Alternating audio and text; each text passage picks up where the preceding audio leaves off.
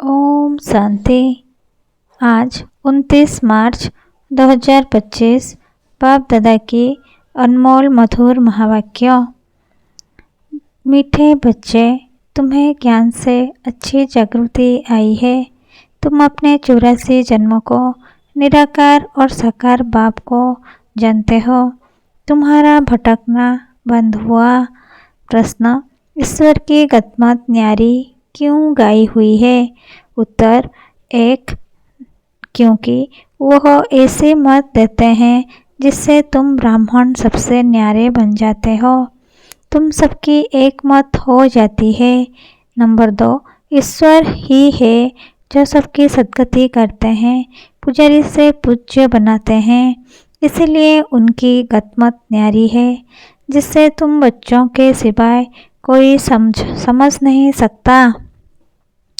ओम शांति। तुम बच्चे जानते हो, बच्चों की अगर तबीयत ठीक नहीं होगी तो बाप कहेंगे भल यहाँ सो जाओ। इसमें कोई हर्जा नहीं, क्योंकि सिकलधे बच्चे हैं, अर्थात 5000 वर्ष बाद फिर से आकर मिले हैं। किसको मिले हैं? वेद के बाप को। यह भी तुम बच्चे जानते हो, जिनको निश्चय है बराबर हम बेहद के बाप से मिले हैं, क्योंकि बाप होता ही है एक हद का और दूसरा बेहद का। दुख में सब बेहद के बाप को याद करते हैं, सतयुग में एक ही लौकिक बाप को याद करते हैं, क्योंकि वहाँ है ही सुखधाम।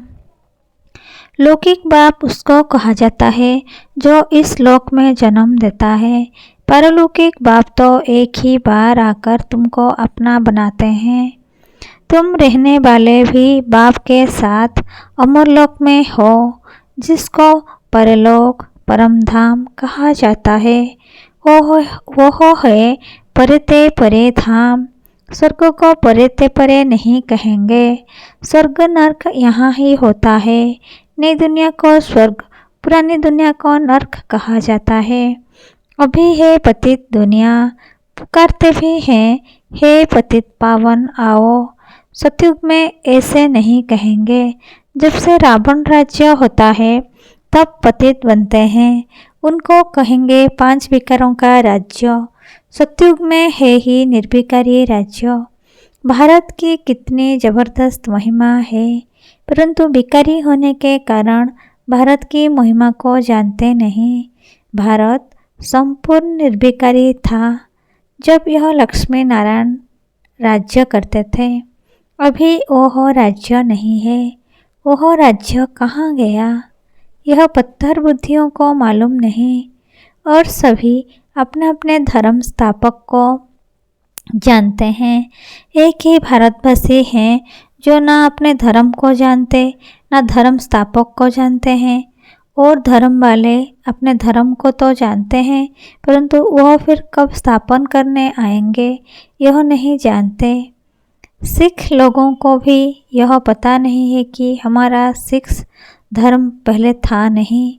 गुरु नानक ने आकर स्थापन किया तो जरूर फिर सुखधाम में नहीं रहेगा। तब भी गुरु नानक आकर फिर स्थापन करेंगे, क्योंकि वर्ल्ड की हिस्ट्री जोग्राफी रिपीट होती है ना। क्रिश्चियन धर्म भी नहीं था, फिर स्थापना हुई। पहले नई दुनिया थी, एक धर्म था, सिर्फ तुम भारतवासी ही थे। एक धर्म था, फिर तुम 84 जन्म लेते लेते यह भी भूल गए हो कि हम ही देवता थे। फिर हम ही 84 जन्म लेते हैं। तब बाप कहते हैं तुम अपने जन्मों को नहीं जानते हो, मैं बतलाता हूँ। अथाकल्प राम राज्य था, फिर रावण राज्य हुआ है। पहले है सूर्यवंशी घराना, फिर चंद्रवंशी घराना रामराज। सूर्यवंशी लक्ष्मी नारायण के घराने का राज्य था, जो सूर्यवंशी लक्ष्मी नारायण के घराने के थे। 84 जन्म ले अभी रावण के घराने के बने हैं। आगे पुण्य आत्माओं के घराने के थे, अभी पाप आत्माओं के घराने के बने हैं। 84 जन्म लिए हैं। वे तो 84 लाख कह देते। अब 84 लाख का कौन बैठ विचार करेंगे, इसलिए कोई का विचार चलता ही नहीं। अभी तुमको बाप ने समझाया है, तुम बाप के आगे बैठे हो। निराकार बाप और साकार बाप दोनों ही भारत में नामी ग्रामी है, गाते भी है, परंतु बाप को जानते नहीं हैं। अज्ञान नींद में सोए पड़े हैं। ज्ञान से जागृति होती है। रोशनी में मनुष्य कभी धक्का नहीं खाते, अंधियारे में धक्के खाते रहते। भारतवासी पूज्य थे, अब पुजारी हैं।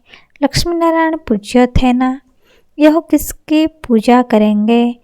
अपना चित्र बनाए, अपनी पूजा तो नहीं करेंगे, यह हो नहीं सकता। तुम बच्चे जानते हो, हम ही पूज्य, सो फिर कैसे पुजारी बनते हैं? यह बातें और कोई समझ नहीं सकते, बाप ही समझाते हैं। इसीलिए कहते भी हैं, ईश्वर की गतमत न्यारी है। अभी तुम बच्चे जानते हो, बाबा ने हमारी सारी दुनिया से गतमत न्यारी कर दी है। सारी दुनिया में अनेक मतांतर है। यहाँ तुम ब्राह्मणों की है एक मत, ईश्वर की मत और गत अर्थात सद्गति। सद्गति दाता एक ही बाप है। गाते भी हैं, सर्व का सद्गति दाता राम, परंतु समझते नहीं कि राम किसको कहा जाता है। कहेंगे जिधर देखो राम ही राम रहता है। इसको कहा जाता है अज्ञान अंधियारा। अंधियारे में है दुख, सोजरे में है सुख। अंधियारे में ही पुकारते हैं ना। बंदगी करना माना, बाप को बुलाना, भीख मांगते हैं ना। देवताओं के मंदिर में जाकर भीख मांगना हुआ ना। सतयुग में भीख मांगने की दरकार नहीं। भिखारी को इनसॉल्वेंट कहा जाता है। सतयुग में तुम कितने सॉल्वेंट थे, उसको कहा जाता है सॉल्वेंट। भारत अभी इनसॉल्वेंट है, यह भी कोई समझते नहीं। कल्प की आयु उल्टी सुल्टी लिख देते हैं। लिख देने से मनुष्य का माथा ही फिर गया है। बाप बहुत प्यार से बैठ समझाते हैं। कल्प पहले भी बच्चों को समझाया था। मुझ पतित पावन बाप को याद करो तो तुम पावन बन जाएंगे। पतित कैसे बने हो? विकारों की खाद पड़ी है। सब मनुष्य जंक खाए हुए हैं। अब वह जंक कैसे निकले? मुझे याद करो। देह अभिमान छोड़ देही अभिमानी बनो। अपने को आत्मा समझो। पहले तुम हो आत्मा, फिर शरीर लेते हो। आत्मा तो अमर है, शरीर मृत्यु को पाता है। सतयुग को कहा जाता है अमरलोक, कलयुग को कहा जाता है मृत्युलोक। दुनिया में यह कोई भी नहीं जानते कि अमरलोक था, फिर मृत्युलोक कैसे बना। अमरलोक अर्थात अकाले मृत्यु नहीं होती, वहाँ आयु भी बड़ी रहती है। वह है ही पवित्र दुनिया। तुम राज ऋषि हो, ऋषि पवित्र को कहा जाता है। तुमको पवित्र किसने बनाया? उनको बनाते हैं शंकराचार्य, तुमको बना रहे हैं शिवाचार्य। यह कोई पढ़ा हुआ नहीं है। इंदिरा तुमको शिव बाबा आकर पढ़ाते हैं। शंकराचार्यों ने तो गर्भ से जन्म लिया, कोई ऊपर से अवतरित नहीं हुआ। बाप तो इसमें प्रवेश करते हैं, आते हैं जाते हैं, मालिक हैं, जिसमें चाहे उसमें जा सकते हैं। बाबा ने समझाया है, कोई का कल्याण करने अर्थ में प्रवेश कर लेता हूँ। आता तो पतित तन में ही हूँ ना, भूतों का कल्याण करता हूँ। बच्चों को समझाया है, माया भी कम नहीं है। कभी कभी ध्यान में माया प्रवेश कर उल्टा सुल्टा बुलवाती रहती है। इसलिए बच्चों को बहुत संभाल करनी है। कईयों में जब माया प्रवेश कर लेती है तो कहते हैं मैं शिव हूँ, फलाना हूँ। माया बड़ी शैतान है। समझदार बच्चे अच्छी रीति समझ जाएंगे कि यह किसका प्रवेश हुआ, यह किसका प्रवेश हुआ है। शरीर तो उनका मुकर्रर यह है ना, फिर दूसरे का हम सुने ही क्यों? अगर सुनते हो तो बाबा से पूछो यह बात राइट है व नहीं। बाप झट समझा देंगे। कोई ब्राह्मणियाँ भी इन बातों को समझ नहीं सकती कि यह क्या है। कोई में तो ऐसी प्रवेशता होती है जो चमाट भी मार देते, गालियाँ भी देने लग पड़ते। अब बाप थोड़े ही गाली देंगे। इन बातों को भी कोई बच्चे समझ नहीं सकते। फर्स्ट क्लास बच्चे भी कहाँ कहाँ भूल जाते हैं। सब बातें पूछनी चाहिए, क्योंकि बहुतों में माया प्रवेश कर लेती है। फिर ध्यान में जाकर क्या क्या बोलते रहते हैं, इसमें भी बड़ा संभालना चाहिए। बाप को पूरा समाचार देना चाहिए। फलाने में मम्मा आती है, फलाने में बाबा आते हैं। इन सब बातों को छोड़ बाप का एक ही फरमान है कि मामे कौम याद करो। बाप को और सृष्टि चक्र को याद करो। रचयिता और रचना का सिमरण करने वाले की सकल सदैव हर्षित रहेगी। बहुत हैं जिनका सिमरण होता नहीं है। कर्म बंधन बड़ा भारी है, विवेक कहता है, जबकि बेहद का बाप मिला है। कहते हैं मुझे याद करो, तो फिर क्यों ना हम याद करें। कुछ भी होता है तो बाप से पूछो, बाप समझाएंगे। कर्म भोग तो अभी रहा हुआ है ना, कर्मातीत अवस्था हो जाएगी तो फिर तुम सदैव हर्षित रहेंगे। तब तक कुछ ना कुछ होता है, यह भी जानते हो। मिरवा मौत, मुलू का शिकार, विनाश होना है। तुम फरिश्ते बनते हो, बाकी थोड़े दिन इस दुनिया में हो, फिर तुम बच्चों को यह स्थूल वतन भासेगा नहीं, सूक्ष्म वतन और मूल वतन भासेगा। सूक्ष्म वतन वासियों को कहा जाता है फरिश्ते। वो बहुत थोड़ा समय बनते हो, जबकि तुम कर्मातीत अवस्था को पाते हो। सूक्ष्म वतन में हड्डी मांस होता नहीं। हड्डी मांस नहीं तो बाकी क्या रहा, सिर्फ सूक्ष्म शरीर होता है। ऐसे नहीं कि निराकार बन जाते हैं, नहीं, सूक्ष्म आकार रहता है। वहाँ की भाषा मूवी चलती है। आत्मा आवाज़ से परे है, उसको कहा जाता है सटिल वर्ल्ड। सूक्ष्म आवाज़ होता है।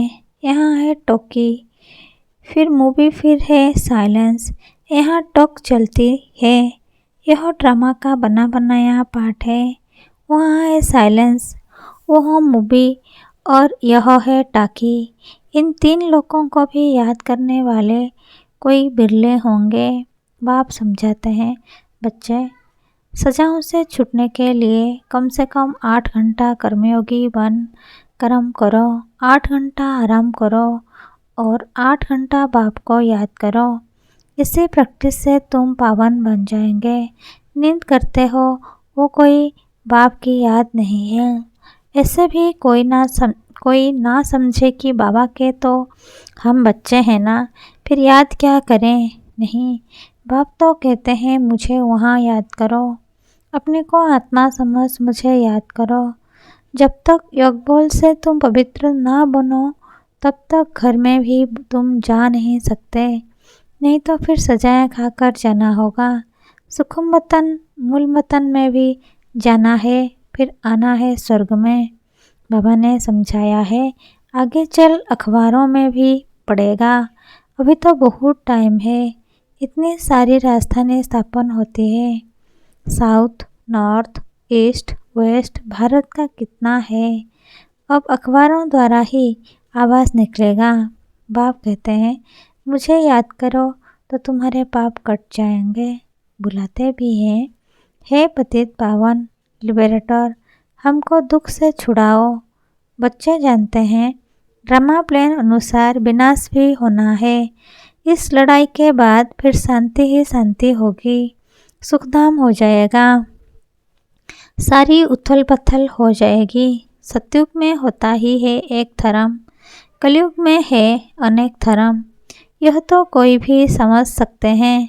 सबसे पहले आदि सनातन देवी देवता धर्म था। जब सूर्यवंशी थे तो चंद्रवंशी नहीं थे। फिर चंद्रवंशी होते हैं। पीछे यह देवी देवता धर्म प्राय लोप हो जाता है। पीछे फिर और धर्म वाले आते हैं।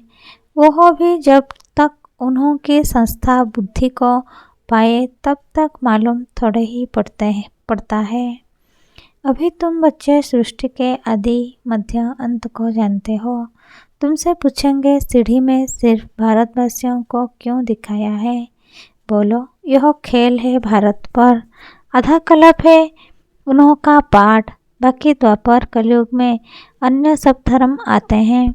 गोले में यह सारी नॉलेज है। गोला तो बड़ा फर्स्ट क्लास है। सतयुग त्रेता में है श्रेष्ठाचारी दुनिया, द्वापर कलयुग में है भ्रष्टाचारी दुनिया। अभी तुम संगम पर हो। यह ज्ञान की बातें हैं।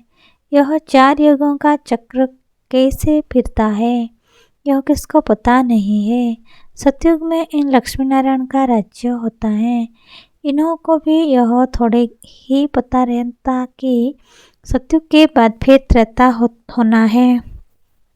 त्रेते का बाद फिर द्वापर कलयुग आना है। यहाँ भी मनुष्य को बिल्कुल पता नहीं।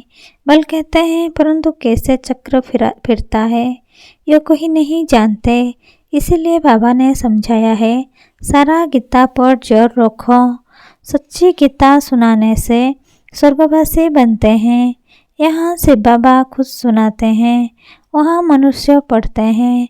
गीता भी सबसे पहले तुम पढ़ते हो। भक्ति में भी पहले पहले तो तुम जानते हो ना। शिव के पुजारी पहले तुम बनते हो। तुमको पहले पहले पूजा करनी होती है। अभिविचारी एक शिव बाबा की। सोमनाथ मंदिर और किसकी ताकत थोड़े ही है बनाने की। बोर्ड पर कितने प्रकार की बातें लिख सकते हैं। यह भी लिख सकते हैं, भारतवासी सच्ची गीता सुनने से सचखंड के मालिक बनते हैं। अभी तुम बच्चे जानते हो हम सच्ची गीता सुनकर स्वर्गवासी बन रहे हैं। जिस समय तुम समझाते हो तो कहते हैं हाँ बराबर ठीक है। बाहर गए खलास, वहाँ की वहाँ रही। अच्छा, मीठे मीठे सिखले थे बच्चों प्रति। माता पिता बाप दादा का याद प्यार और गुड मॉर्निंग। रूहानी बाप की रूहानी बच्चों को नमस्ते। हम रूहानी बच्चों की रूहानी माता पिता बाप दादा को याद प्यार गुड मॉर्निंग और नमस्ते नमस्ते नमस्ते। शुक्रिया बाप दादा शुक्रिया। धारणा के लिए मुख्य सार नंबर 1, रचयिता और रचना का ज्ञान सिमरण कर सदा हर्षित रहना है। याद की यात्रा से अपने पुराने सब कर्म बंधन काट कर्मातीत अवस्था बनानी है। नंबर 2, ध्यान दीदार में माया की बहुत प्रवेशता होती है, इसीलिए संभाल करनी है। बाप को समाचार दे राय लेनी है, कोई भी भूल नहीं करनी है। वरदान, अपनी शुभ भावना द्वारा निर्बल आत्माओं में बल भरने वाले सदा शक्ति स्वरूप भव। भावार्थ, सेवाधारी बच्चों की विशेष सेवा है स्वयं शक्ति स्वरूप रहना और सर्व को शक्ति स्वरूप बनाना, अर्थात निर्बल आत्माओं में बल भरना। इसके लिए सदा सुभावना और श्रेष्ठ कामना स्वरूप बनो। सुभावना का अर्थ यह नहीं कि किसी में भावना रखते रखते उसके भगवान हो जाओ, यह गलती नहीं करना। सुभावना भी बेहद की हो, एक के प्रति विशेष भावना भी नुकसानकारक है। इसलिए बेहद में स्थित हो निर्बल आत्मा को अपनी प्राप्त हुई शक्तियों के आधार से शक्ति स्वरूप बनाओ। स्लोगन, अलंकार ब्राह्मण जीवन का श्रृंगार है, इसीलिए अलंकारी बनो, देह अहंकार नहीं। अव्यक्त इशारे, सत्यता और सभ्यता रूपी कल्चर को अपनाओ। कोई बच्चे कहते हैं वैसे क्रोध नहीं आता है, लेकिन कोई झूठ बोलता है तो क्रोध आ जाता है। उसने झूठ बोला, आपने क्रोध से बोला, तो दोनों में राइट कौन? कोई चतुराई से कहते हैं कि हम क्रोध नहीं करते हैं, हमारा आवाज़ भी बड़ा है। आवाज़ ही ऐसा तेज़ है, लेकिन जब साइंस के साधनों से आवाज़ को कम और ज़्यादा कर सकते हैं, तो क्या साइलेंस की पावर से अपने आवाज़ की गति को धीमी या तेज़ नहीं कर सकते हो? अच्छा, ओम शांति।